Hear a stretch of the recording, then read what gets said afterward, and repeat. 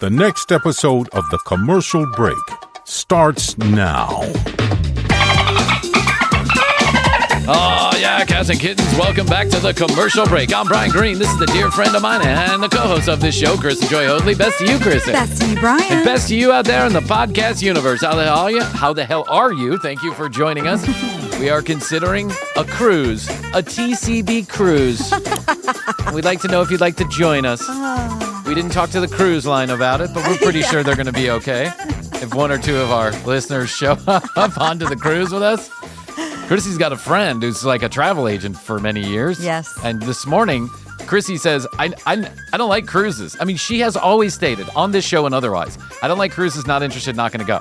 And then all of a sudden, she gets a pricing list for this crazy deal that's going on for like 30, 40 cruises.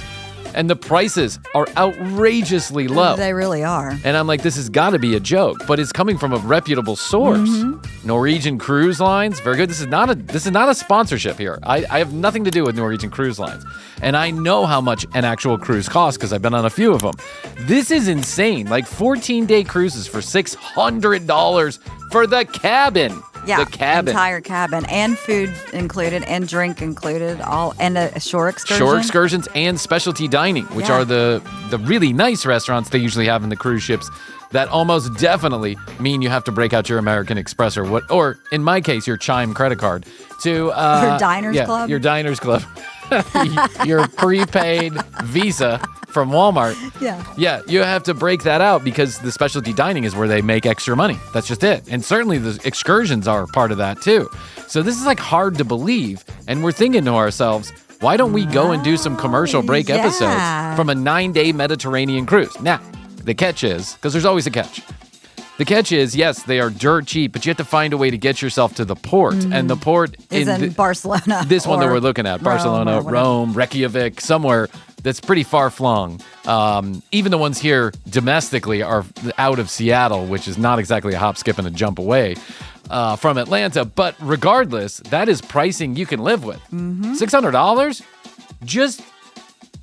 Listen, there are many cruisers who will tell you, like hardcore cruisers. And there are many. And there are many. Yes, there are There's some people that go live on a cruise ship. There's retirement cruise ships. Yeah. There are 4-year cruises, 10-year cruises. There are lifetime cruises where you just pay every month, like rent, like $2,000 a month.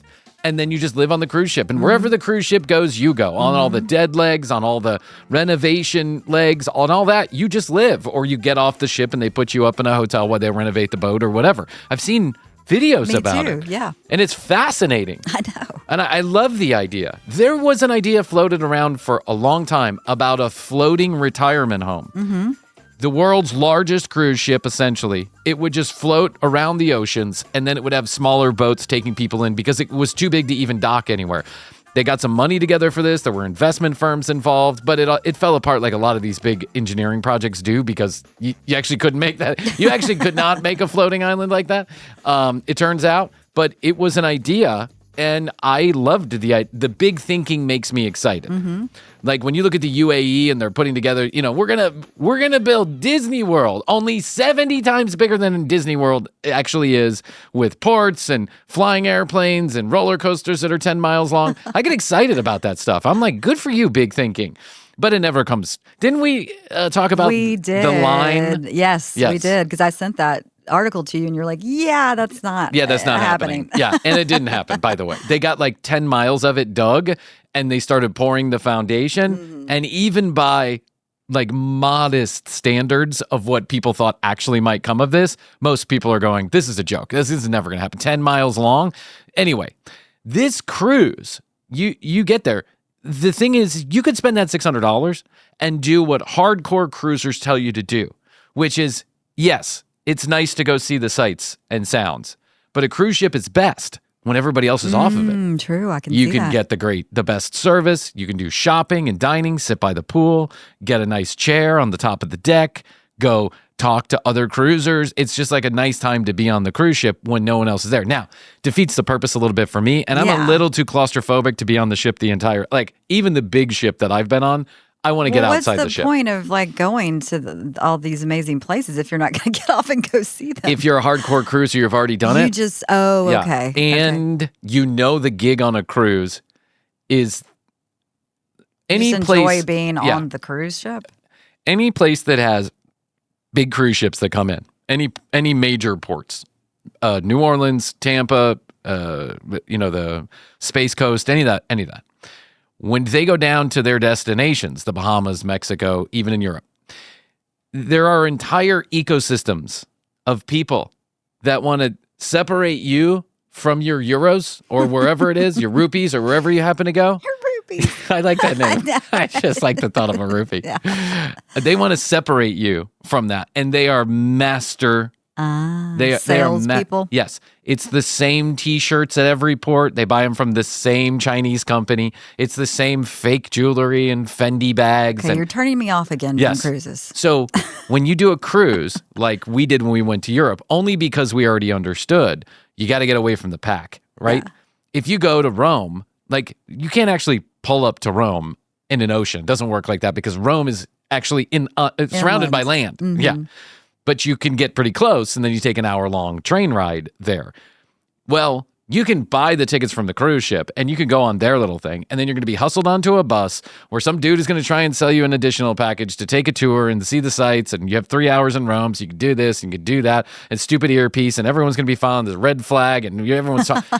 Or you can just beat a path of your own. So that's what we did. That's what we like to do. Yeah. We grabbed a cab. We went to a local train station. We just beat the buses there. We found tickets.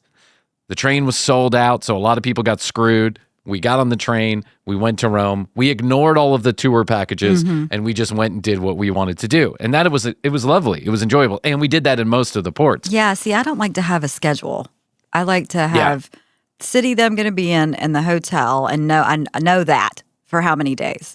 And then there's a couple things that are maybe on my list, but I may just decide when I get there, I want to hang out in a cafe all day and drink wine and people watch. That's what we did. We found our favorite restaurant in Rome, and we went there once and then again twice. Yep. So we went for lunch, and then we went again for an early dinner. Right. We went twice to the same restaurant in one cruise day to Rome. And listen, we all loved it. We were okay with that. The reality is, like anything in life, usually going against what everybody else is doing will present some problems and some opportunities. And you're either that kind of person or you're not. There's plenty of people who like to just go with the flow, like go where everybody else is going and do the thing. They want to have planned for them. Yeah, they want to be safe. I want to decide. I want to decide. But there are entire YouTube channels dedicated to the people like us who miss the cruise ship. And that probably would be me. And those are great fun. It's great fun to watch people lose their place on the cruise ship. Purposely leave the cruise. Who knows? Some of these people are such fucking nudnicks. I mean, the horn is honking for an hour. We went to Mallorca. Yeah. On the cruise, on one of the cruises we took. We went to Mallorca. Astrid and I had been there before. We knew about Mallorca. So we knew. It's supposed to be beautiful. Mallorca, forget about it. Yeah. In Mallorca, like the actual Mallorca, the city of Mallorca, on Mallorca, is like the least interesting part of Mallorca. Go off the beaten path in Mallorca. It's so fucking gorgeous. It's heaven. It's heaven. I would live there in a heartbeat. So the cruise ship pulls up with 12 other cruise ships. Literally, there's like a million cruise ships. There's like, I don't say 12. There's 5 huge cruise ships I've parked. seen those ports. Everybody's getting off. Everybody's walking across the street to the cathedral, getting on their buses, going up into the town, getting cheap gold, doing all this crazy crap. And we go and we beat a path of our own. And then we get back. It's a short cruise window. Meaning, because of weather, we only had like 4 or 5 hours. Oh, wow. Got adjusted. It was supposed to be 12. It ended up being 4 or 5. Whatever. Cool. We went. We get back. An hour before the cruise ship is supposed to take off, because we know in our heads, because we've seen the YouTube fucking videos, that you should not even try and play that game. Yeah. And by the way, the cruise ships usually leave within 30 minutes of each other. Everybody has the same. They're all following each other around the Mediterranean. they're following each other for safety. They're following each other because that's where the good weather is. And they're following each other because that's by maritime law. That's where they're supposed to go.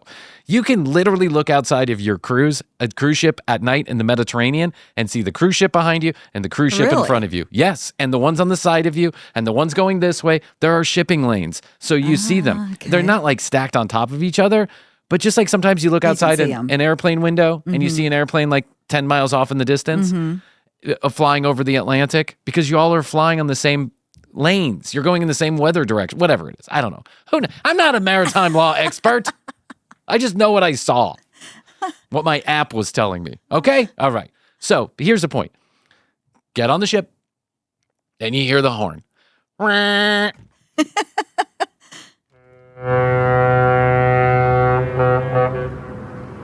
30 minutes to go.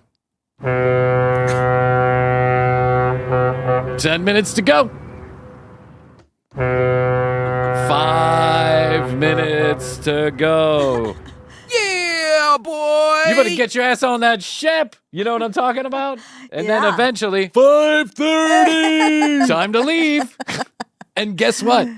Those ropes are coming up and they don't give a shit. And they know if people are off the ship or on the ship and they don't give a shit. Yeah, you can't hold up the whole No. thing for a couple people. Captain has that ultimate decision, but usually 5-10 minutes. I've seen Unless videos. there's an emergency, I Of guess. course, if there's something wrong or somebody's, in a medical emergency or there's a legitimate reason why you should be holding the entirety of everybody else's vacation up because you're a fucking asshole. But I could see out my balcony. People running? Oh, yes. Oh, no. Many people running. You get it at the first horn, at the first horn, there's like 5-10, people running up to the ship. It's quite a bit of people, actually. Yep, there's 15-20 nudniks running on the ship, and then the 10-minute warning. Then you got another 3 or 4 stragglers. They're running with all their backpack and everything, and they're dragging their kids by their collar. Let's go! And then you get the 5-minute warning, and that's when the fun really begins. Because that's when you can see from the cathedral across the street, you can see people getting impatient for the light to turn so they can do the crosswalk, and they're waving. Oh God! Hey, Dios mío, ay, Dios mío, ay. And I watched it. I watched it happen. Then people got left. I don't know because I didn't see anybody getting left at the terminal, but I saw people just make it. Right. I mean, they were pulling up the gantry, and people funny. had just gotten on board. And so, but there are lots of videos, and I mean lots of videos where people don't make it. And the cruise ship is literally pulling away at what looks like 1 mile per hour. And they're just like standing there at the dock. There's usually a representative of some sort, like a port authority, but sometimes it's just them on the dock going like this. And people are clapping, they're cheering, they're waving goodbye. Is there any way that you would be able to quickly pay someone to then just get you over there on the boat? No. Oh, you can't meet back up. No. Big no. You can't jump onto a moving cruise. That's for pirates and the Coast Guard. I mean, I'm sure they do have a door, right? And they probably have a ladder. Could you meet in the next port? That is likely what you would do on a long cruise. That's likely what you would do. Then you'd have to figure out a way to get to that next port. Yeah, like if you were in Rome and they said, "Hey, the next port of call is Nice. Sicily," or something like that. Yeah, I guess you could take a train or find a quick airplane to go there because all your bags are on the plane. All your stuff, all your shit, and that's likely what you would do. But if it was a short cruise, like a 4-day Caribbean, so they would cruise, let you back on.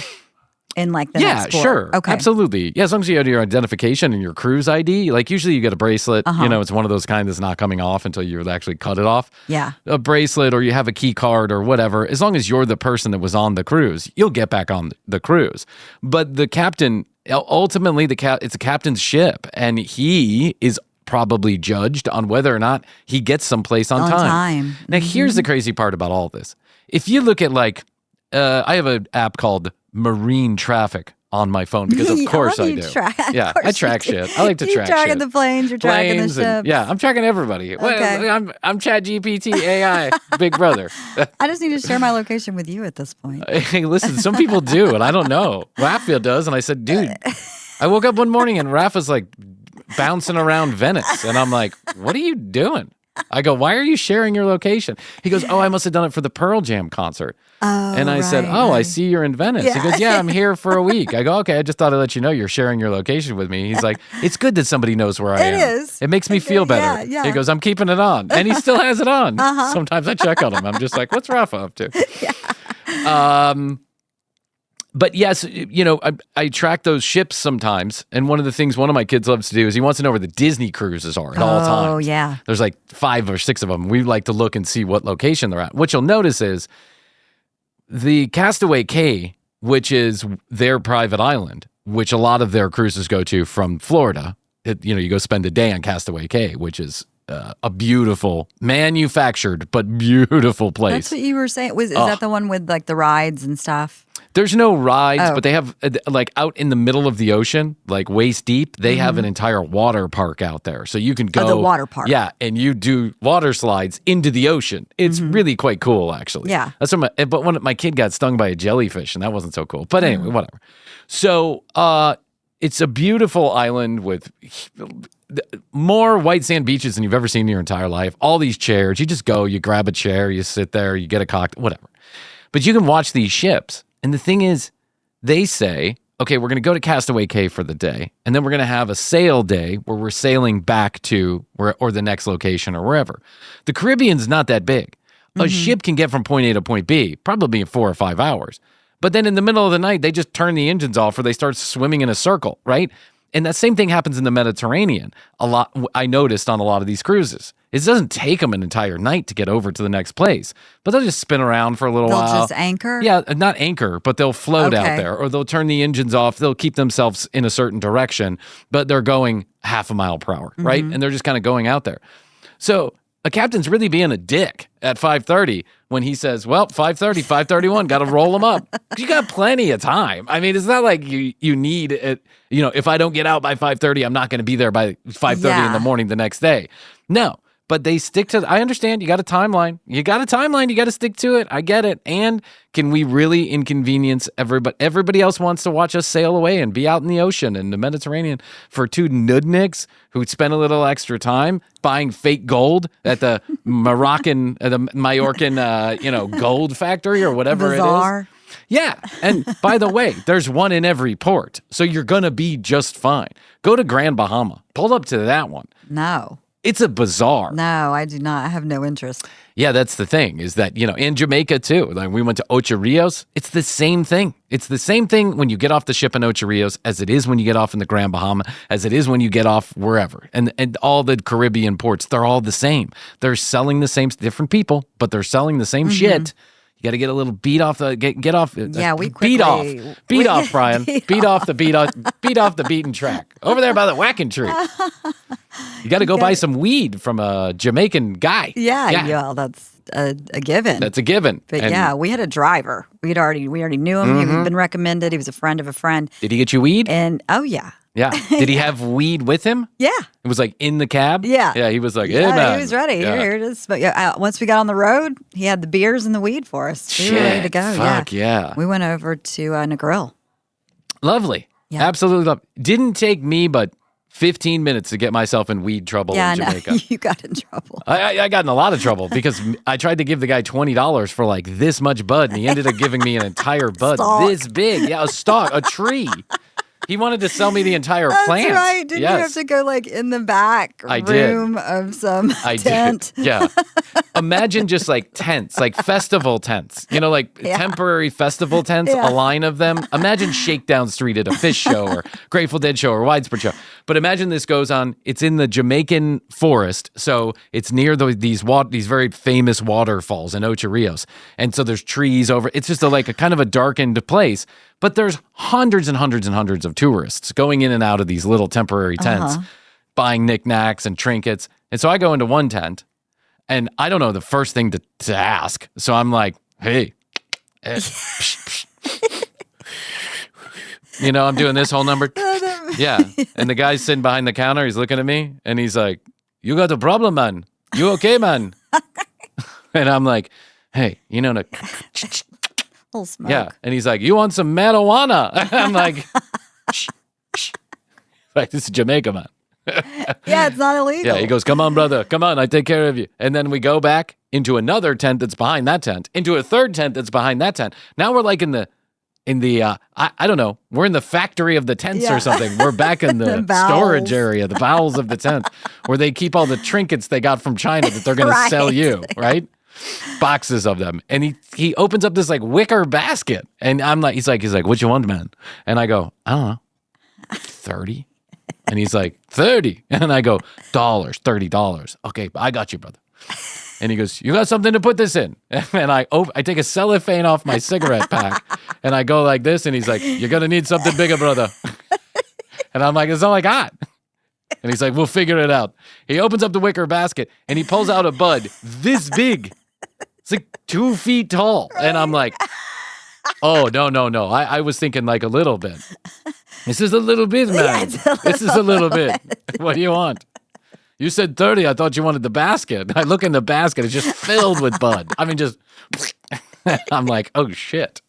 By the way, I don't smoke weed. This wasn't for me.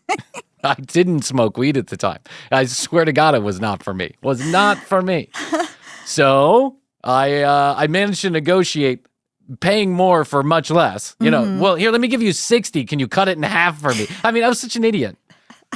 I do that, put it in the cellophane, put it in my swimming suit. We go to the waterfalls, or I put it in my pants, shorts. I take off my shorts, I put it in the locker, put my swimming suit on, go to the falls, get out, put, everything in a bag. We're still wearing our swimming suits, put everything in a bag, get back on the ship.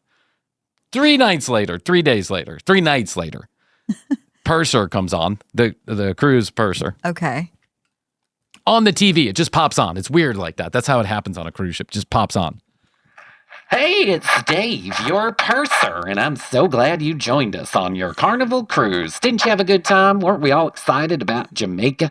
So much fun. Now, we all know what happens in Jamaica. Little ganja make you gotcha. You know what I'm saying? Little crazy Jane, little Mary Jane. Wacky weed. Wacky tobacco as they call it. Now, when we're in international waters, there's certain laws we apply and don't apply to. Of course, it's not legal to have marijuana on our boat.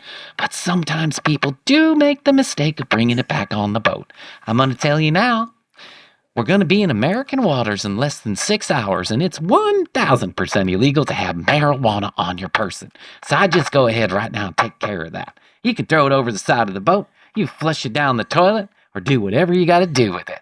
And I'm like, oh, okay, thanks, Dave. Thanks for the heads up. Yeah. Because of the entire cellophane pack worth of bud that we had, we still had the entire cellophane pack worth of bud left. A lot of it. All of it. Yeah. I think someone took one hit of it and threw up and spent the rest of the day in bed. Strong. It was strong. And so I threw it out. That's what I did. I put it down the toilet. Like he said, I threw the cellophane away, put it down the toilet. Next day, get to the port. Going up the very tall escalator to go from where you get off the boat, and then you got to go up the escalator into customs. And as I'm riding up the escalator, I see that there are 2 officers standing with a very beautiful German Shepherd. And I think the German Shepherd is my friend. I talk to the dogs. I'm a dog whisperer. I like that dog. Look at how cute that dog is. They say don't talk or pet those dogs. Oh, I went right up to it. And I'm then, a dog lover too, but But it didn't take me, I didn't have to get halfway to it because it came to me. Yeah. And then it sat down in front of me. Yes. And it gave me the paw. And I was like, oh, that's cute. Which is the signal that there's drugs. 30 minutes later, I was getting an anal cavity search by a U.S. Customs officer. You think I'm joking? I'm not. I was. To which my brand new wife thought was hilarious. I did not think it was so funny at the time. But, it happens. Anyway, You took cruise. one for the team. I did. I took one for the team. It took I never lied to them. I told them, when they asked the question, I told them, yes, in Jamaica, I had some weed, right? And they eventually got to the bottom of the dog's nose I was wearing the same pants I had put the cellophane of weed in. The dog's nose was so sensitive that it had smelled the weed days after it had been in my shorts because I hadn't washed my shorts or anything like that. And then they went on to explain, as they were taking every single thing out of my luggage and shaking it down and having the dog sniff through it, they went on to explain that this does happen pretty often, but that is just part of their job. And I said, okay, no, it's okay. Let's, I got to get going. Okay, see you later. And he said, one more thing. You wouldn't have any you wouldn't stuff anything in your side. And I'm like my ass? And he was like, yeah, you wouldn't do that, would you? And I'm like, no, I wouldn't do that. He's like, you mind if I take a look? We'll go here. There's a private bathroom over here. So it's like 2 guy officers. Spread 'em. Yes. And I pull down my pants and I'm spreading my ass cheeks and he's got a flashlight. He's looking at the underside of my carriage. It's the most humiliating thing I've ever been through. Oh, God. Cruises. You've completely turned me off from them again. Yeah, now. so anyway, if you want to join us for an anal cavity search and a cruise through the Mediterranean, we'll keep you posted on that. We'll bring the gloves. That's right. All right. We got more to talk about, including why we have a bunch of stuffed animals here in the studio. We'll talk about that when we get back. All right. 3 weeks ago, well, maybe it's longer than that at this point, we got a message from one of our fans named Jen. It's a listener. Sorry, I'm getting a little too sycophantish even for my own taste. We got a text message from a listener who asked for our P.O. box so she could send us something. And I didn't know exactly what it was, but she started to explain that it was something that she was crocheting, I guess is the way that you would put that. Knitting, crocheting. How would you say that? Yep.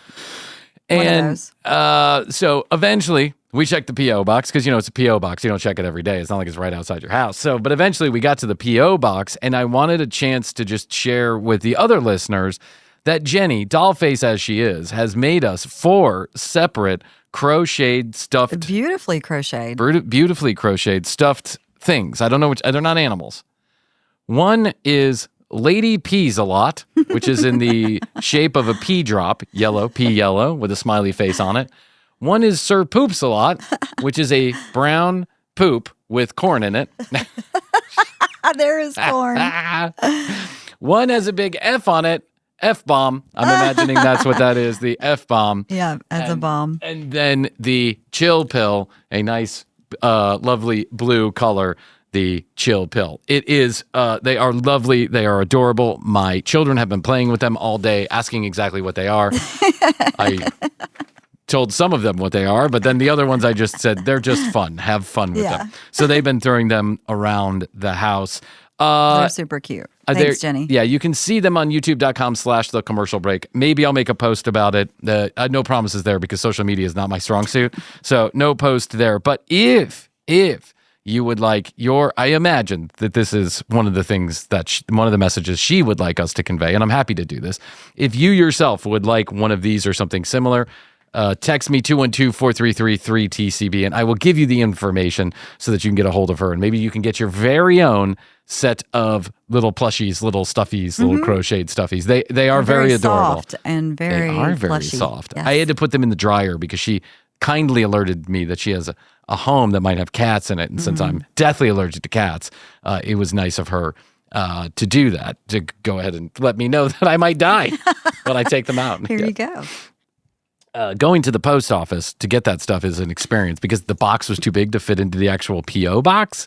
So I had to go and, wait in line. Yeah. I do have to say the guy behind the counter was very, very efficient. But the lady in front of me seemed to be a Jamaican lady, if I'm not mistaken, Jamaican lady. And she had a bag, and that bag I could see was leaking something. Oh. It was gooey, right? And she kept wiping the goo off with her hand on the table. And I was like, oh. And it had a funky smell to it that I couldn't quite figure out. Was it food? Was it a essential oil? Was it something along those lines? So she gets up to the thing and the guy grabs the bag and he's weighing it. And then he says to her, ma'am, there's something coming out of this. And she says, oh, no. It fell in some stuff I had at the house and it, that's what it was.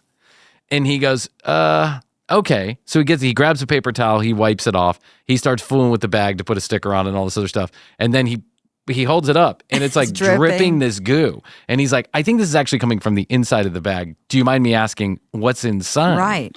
And she goes, well, I don't know.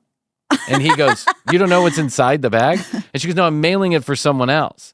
And he says, well, I think I'm going to have to, he goes, I think I'm going to have to decline to mail this because, and then he points to the wall. No liquids. No liquids that are open container liquids, nothing that's wet. And he says, I can't take anything that's wet. Like, it's just not, it's against the rules.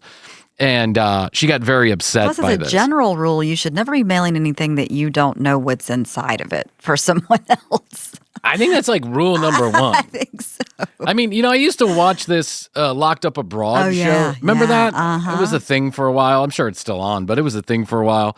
It gave me great anxiety, but I did like to watch it. And I don't know why it gave me great anxiety, but because I travel abroad sometimes, I always feel like I could be victim to this, because I could easily see myself being at a bar one day and some guy is like, hey, I want to send you to Mallorca. And I'd be like, wow, Mallorca, all expenses paid, because I like you, Bryan. You're the kind of guy I like. And I show up there and I'm in some like 5-star hotel, and then I got locked in a room with somebody who's like, you're not getting home unless you take this bag. But when you do get home and you take this bag and you get to the other side of customs, I'll give you an extra $20,000. Yeah. I could easily see myself falling for that. I'm dumb like that. But, the one thing, like when I go to the airport and I hear them say, please make sure you have packed your own bags. Do not take luggage for anyone else. I think to myself, really? Has anybody fallen for that lately? Yeah. Like, I see the Locked Up Abroad, but I'm pretty sure those people were complicit, or at least understood what was going on at some point or another. But Right, they were in on it. yeah, like, who doesn't pack their? I don't pack my own bags, Well, but I trust my wife. You Yeah. don't pack your own bags. I trust my wife. Right. Like, that's just rule number one. You got to know what's inside of your luggage. Like these people that get stopped and they have a gun with a bunch of bullets and they're like, oh, I forgot. I forgot. You Yeah. forgot you had a 9mm, loaded 9mm in your suitcase? Like, I don't know if that's what you do for a living. Maybe, I guess, if you're just so used to having a loaded 9mm in your luggage, I suppose.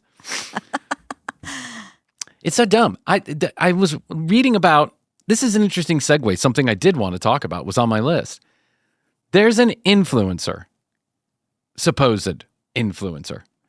I looked at his Instagram. He had like 12,000 followers. So still more than the commercial break. Right. But if he's an influencer at 12,000, then we must be an influencer at 9.75 or something like that. We'll consider ourselves. We'll consider ourselves Tastemakers, if you will. Tastemakers. I like that. It's tastemaker. 2 years after something becomes popular, Bryan says, hey, did you hear about this? La-boo-boos. Yeah, la boo-boo.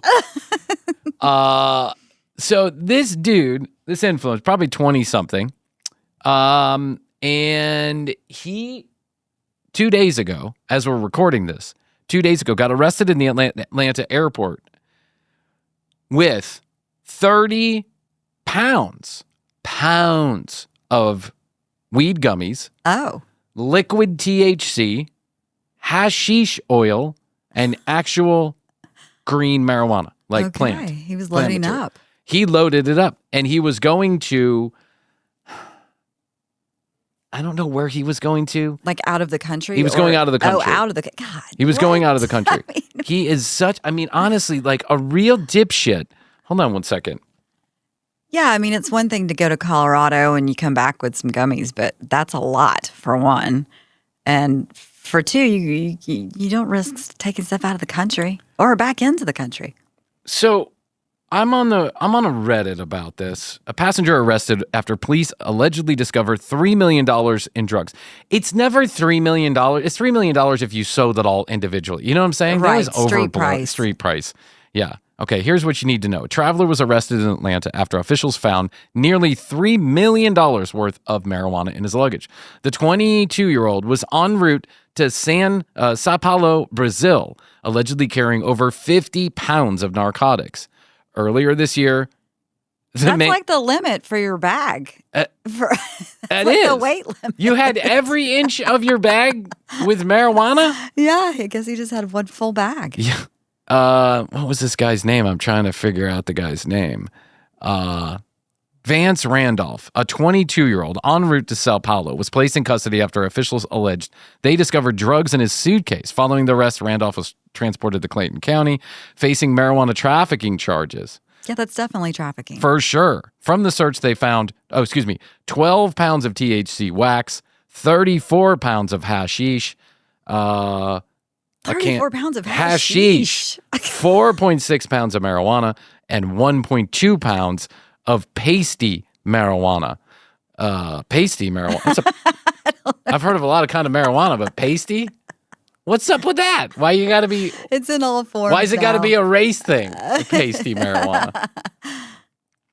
Yeah, so Randolph is a supposed influencer online. It says supposed. Yeah, it says supposed, yeah. This is after police discovered earlier this year a 40-year-old suspect attempted to board a flight to Atlanta when he was found to have 400 grams of cocaine taped to the underside of his wig. I love it. It's a genius. Yeah, I saw the pictures of this guy, by the way, earlier this year. The wig he looked like Teresa Caputo. It did. I can imagine. Yeah, it was like unnaturally lifted off his head. Yeah. All that coke. Yeah, not to mention it's probably seeping into your brain. Yeah, you're all sweaty. It's like sliding off your head. I would be so stressed out. So stressed out. God. I may or may not have one time been in Vegas. I may or may not have one time had edibles. I bought edibles. Yeah. I told you this story. Yeah. And I was like calling people for advice on what to do. And they were like, put it in your pocket? Yeah. Yeah. They were like, whatever, dude. No one cares. No. And I cared. I was so stressed out. A small amount. A tiny amount. Yeah. I mean, we're talking like a package of them. Yeah. I wasn't even, but he's like, put it in your whatever. And I was like, oh, okay. So, I was reading this Reddit thing about this guy, Vance Randolph, and he's not really an influencer, but he claims to be. He shows up showing off all of his, fancy cars, and now we know how he got all that money. But dude, you have to be a real fucking numbnuts to not even try and hide the fact that you got 50 pounds of marijuana in a bag that can only fit 50 pounds of stuff. Right. Like you're not trying to put anything else in there with it? Like how about just carry the 34 pounds of hashish? First of all, second of all, you're going to Sao Paulo, Brazil. You don't think they have marijuana in Sao Paulo, Brazil? Of course they do. Now, because it's legal here in some places, do we have better weed? Maybe. I don't know. Maybe the good stuff comes from California and this dude just loaded up on it. But that's a lot of trips to the weed to the store. dispensary. Yeah, you can't buy 34 No, you can't. pounds. Not at once. I think it's like a pound. Or a day, I think they monitor. I mean, they take your ID. They do the whole thing. They take pictures of your ID. There's the whole process. They know how much you're buying, and they know when you're buying it. And there's probably a system just like prescription drugs where if you buy too much in a certain amount of time, they decline you service. They say, sorry, you've reached your limit. 34 pounds of pasty marijuana a month, Mr. Green. I don't recall having seen hashish being available in those dispensaries. Never. No, that's concentrated marijuana. That's highly concentrated marijuana. Yeah. I've smoked hash. That's a whole different animal right there. It is. You better be ready to go to a different Night-night. universe. Yeah, night. Opium, I used to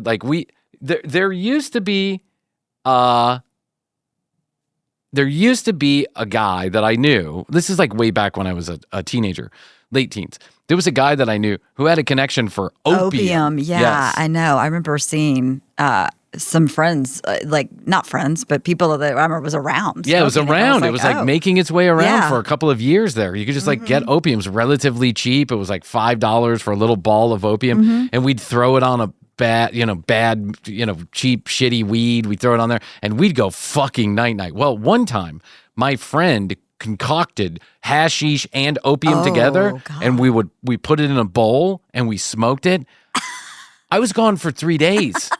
I honestly was in a different fucking universe. I didn't know what to imagine. think or do for a long time. I was crippled by this experience, crippled by it. Because it was just too much. My body said it didn't know which way to go. I mean, it knew which way to go. Down, shut down, Brian. Power down, Brian. But I'm in this Reddit post about this Vance Randolph, and people are talking about carrying marijuana on planes domestically, like back and forth, like weed gummies and stuff like that. And the universal answer, even from supposed people who worked at airport security, like TSA officers that are on this Reddit post, supposedly, we don't give a shit. Yeah, They're not looking for that. Yeah, it's not legal, but that's not what we're looking for. Right. If you have a pound of cocaine Yes. and we find out, we're going to tell the local police and they make a decision about what to do. Our job is to find stuff that's dangerous to carry on the plane. Exactly. Bombs, And weapons, whatever. Weed gummies or, your Rattler with 2 extra Xanax in it. Right. That's not something we care about. It's just not. We're never going to care about that. That's not our directive. And we're actually told that's not our business, right? There's a gun or a knife or electronics that look suspicious. That is the type of thing that we're going after. They fucking swab and candles. I was taking a candle on a trip Oh, one really? time, and they took out my candle, and it was it alerted something. Oh, really? It alerted something? Yeah, you're sitting there waiting for your bag to go through the scanner, and Yeah. it came around the other side. Hey, come over, step over here, Yeah, crystal meth. and then Yeah. it was my candle. I was going on They just checked for it. They didn't take it though. Well, that's good. But I could see why they wouldn't want something that They could swabbed burn it, on I the think. plane. Oh, they swabbed it. Yeah, I've gotten alerted. I've gotten swabbed a number of times. I was going out of Ireland one time, and we check our bags, and then I get like this stamp on my ticket, and the girl writes something on it, like a 66217 or something like that. And she goes, "You're going to be screened additionally, so please make extra time to get I've to your heard about flight." that the number thing Yeah. that they do for Yes. extra screening. And I said, "Oh, okay. Any reasoning behind that?" And she goes, "I can't explain anything additional. Just make sure you make extra time." She was like really scary about it. And I was like, I looked at Astrid and I'm like, "Oh shit. What did I pay my light bill? I mean, what's going on here?" And I did get pulled over for a lot of additional screening. Like they were swabbing my feet and, checking my ID and stuff like that. But then I Googled it and there's a lot of conjecture online. That means you're on some list or your name is Yeah. similar to somebody else's or they're But looking. it's supposed to be random though, right? But there were a lot of attorneys who deal with immigration law and travel law who just said it can be random or it can be for a purpose. But the number that they put on there is different for every country, and it's not always congruent with the reasoning. In other words, you could get a 2267 and it could just be random, or you get a 2267 and it means they're looking That's a for code. you. Yeah, it's a code. But if you're even allowed to get the ticket in the first place, it's likely you're not in too much trouble, Yeah. right? I mean, if they give you the ticket, they're not playing hide and go seek with you. Right. Like, let's see if he shows up and then we'll arrest him. Yeah. So I felt better about that. But it did take me an extra 10 minutes, 15 minutes to get through. And I never figured out why. I never really understood. I don't usually have It was too your much of a Jamaican hassle. weed It's flag. my Jamaican weed or it's all the posts I'm making about Venezuela. One of the two. One thing's for sure. Never going to Venezuela, at least not in this current administration. So it's whaled. What's that? I thought you said you sent them to her. I did. Oh, okay. Yeah, I did. I just need to follow up. I need to ask again. But that's okay. Listen, hey, we're talking about Rachel and actually somebody has texted us now. Now they're on to it. They're like, how many days are going to be pork chop? Because by my count, the last 36. I was like, hey, listen, Axel's a spoiled dog. He is. He gets the best. Yeah, for sure. I wanted to talk a little bit about Love Island. Love Island is not a show that I have kept up with or watched Me very either, much. but my stepdaughter does. Okay, tell me what she said. No, she loves it. She's addicted to it, but she just needs to watch it every night because somebody gets voted off or the crazy things. It's like 5 nights a week, isn't it? I think so. Yeah, I think so too. I don't really know. And we should be better about this Yeah. because they have asked us if we'll accept people from Love Island. You have to be on call to take them the next day. I told her this, Yeah. and she said she would help me. She would help us if we did get somebody. Okay, listen, she wants to give us the rundown Yeah. or come on and ask the questions. I don't know. But this year, it seems like it's reached a fevered pitch, online and offline. And I think from my understanding, from my reading of the situation, there's a couple of different reasons. Apparently, there were 3 girls. One of them, Soraya Papaya or Anaya Papaya or something. They call her something Papaya, I guess, right? And a banana. I'm not sure. There's one of these girls who everybody really liked, and then she got into kind of a clique and started bullying some of the other girls or one of the other girls about a relationship or something like Oh that. no. And it turned very ugly. And it turned ugly online, and it turned ugly in the show. And it turned so ugly that the producers of the show felt it necessary during the second half of the season, which is over now, by the way. The second half of the season, they felt it necessary to put a disclaimer at the beginning of the show saying, Please don't bully. Please don't bully. We don't like bullying. The cast doesn't like bullying. And you probably don't like bullying either. So let's keep it out of the conversation.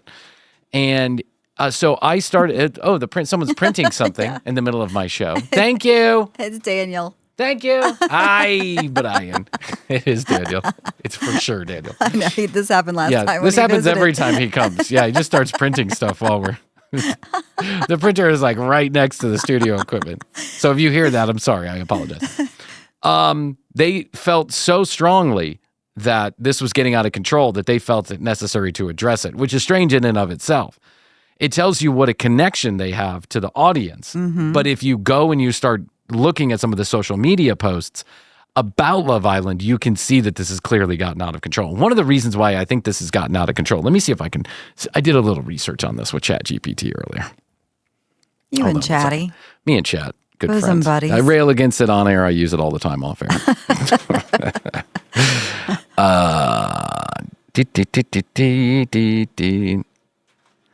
So, Love Island season 7. Oh, okay, here. Love Island's drama spills off screen. Okay, and here's the other thing that I wanted to say is that Call Her Daddy has now gotten involved. Oh, really? Alex? Yes, Alex. She's going to have Huda. a dating show I saw that's coming out. Oh, she is? Call on Her Hulu. Daddy? Uh-huh. Wow. Alex Cooper. She has really... And did you know that Call Her Daddy was a show with 2 hosts at first? I did not. And the second host was dropped from the show, left the show, dropped from the show or whatever. Now that girl has her own show and she is spilling some tea regarding all of this. I don't know. I'm not going to... Listen, I like Alex. I think Alex has done a wonderful job. A rising tide floats all boats. And by any stretch of the imagination, she has raised the level of consciousness about podcasting 10x. And just like Rogan did, just like Serial did, just like a lot of other Smartless, like a lot of other podcasters that are doing great things in the space, expanding the reach and the audience that's available to us. Now, unfortunately, they don't actually come to us, but that's okay. We'll take it. Huda Mustafa was reportedly dropped from the Call Her Daddy's podcast in favor of Love Island season 7 winners Amaya, Papaya, and Bryan, sparking fans' backlash online. Despite not winning, many believe Huda deserves the spotlight for her raw journey and impact on the season.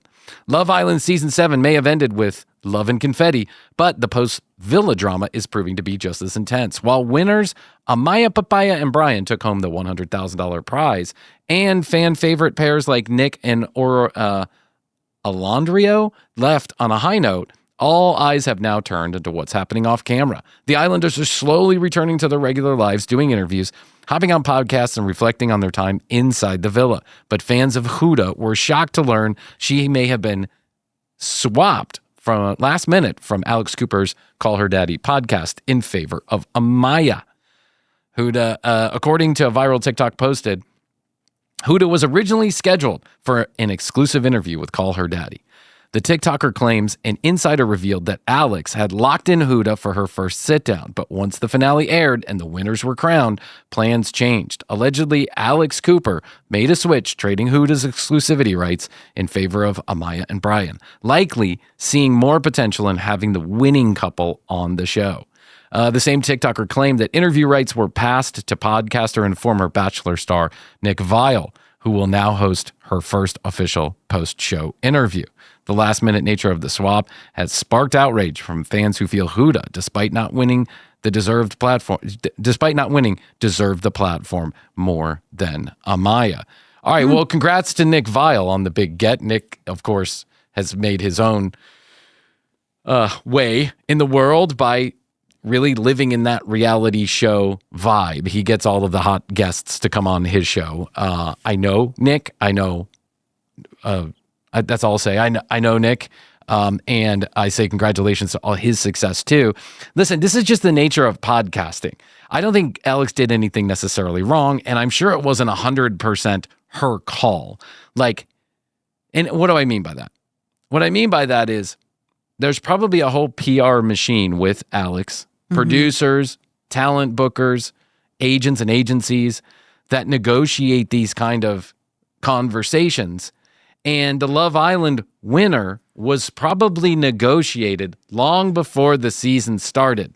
Call Her Daddy probably had that That they would get deal. the winner. Yes, correct. That I want the exclusive deal with whoever wins. And of course, Love Island would be an idiot not to give it to her.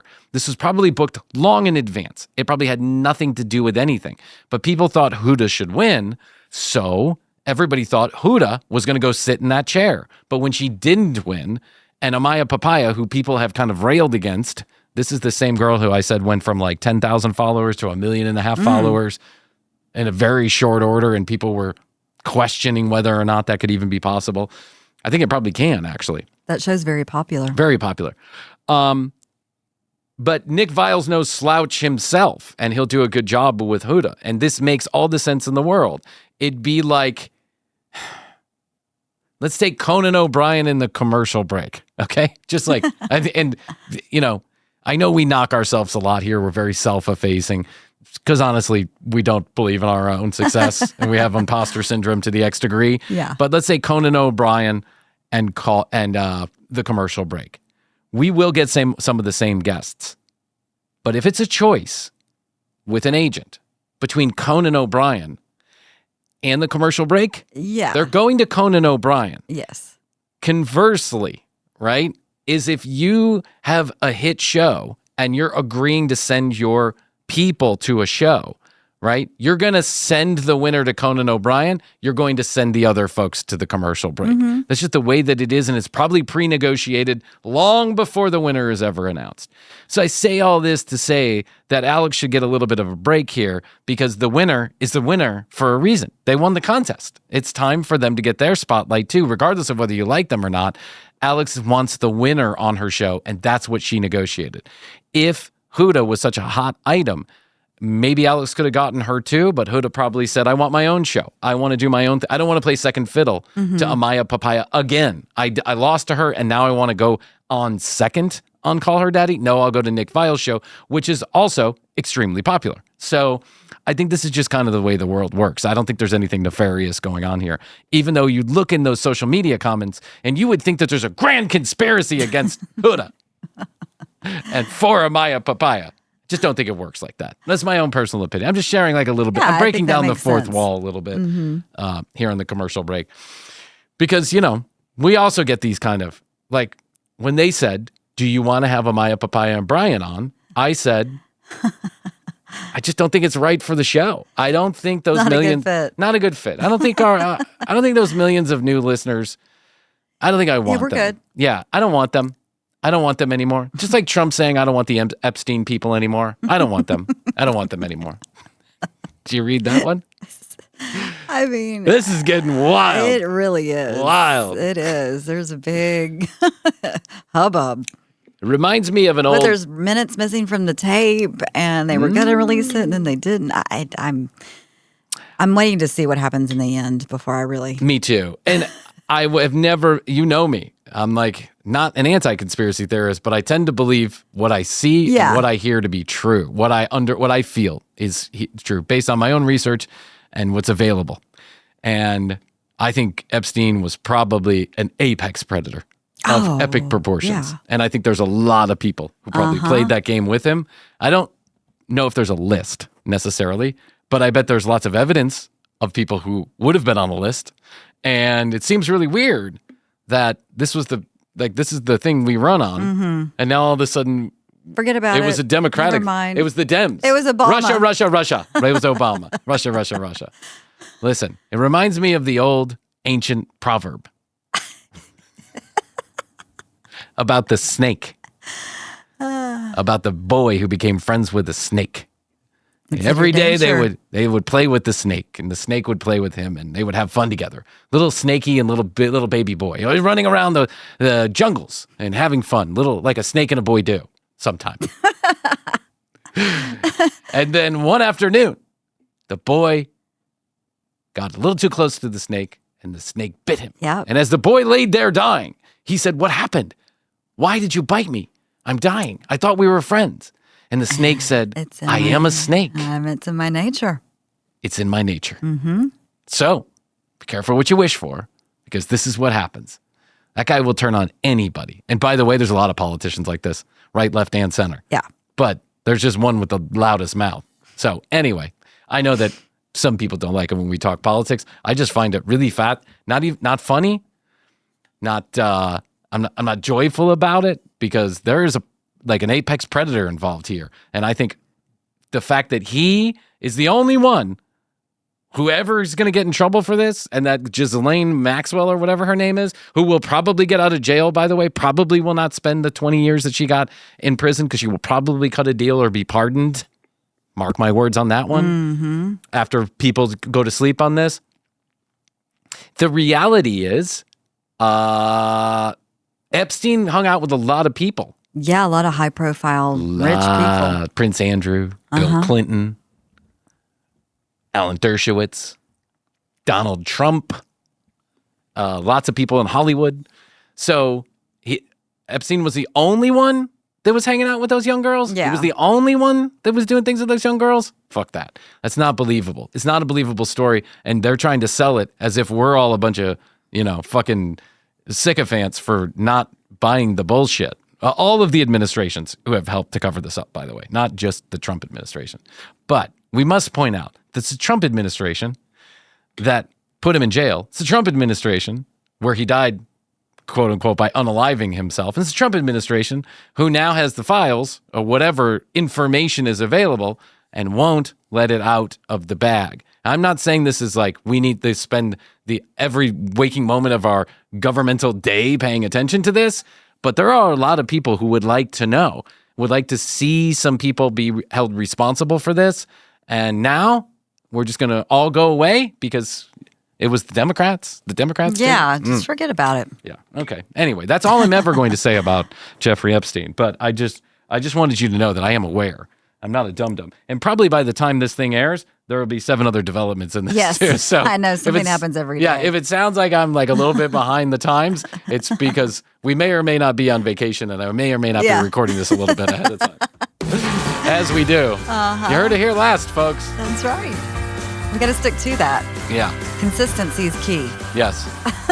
Anyway, all that said, if what is available is going to re-victimize people, then I think you do have to be careful. And I think you also have to be careful that you don't release some like innocuous list of people who ever did business, were on a plane, hung out with, and those people automatically become guilty by association.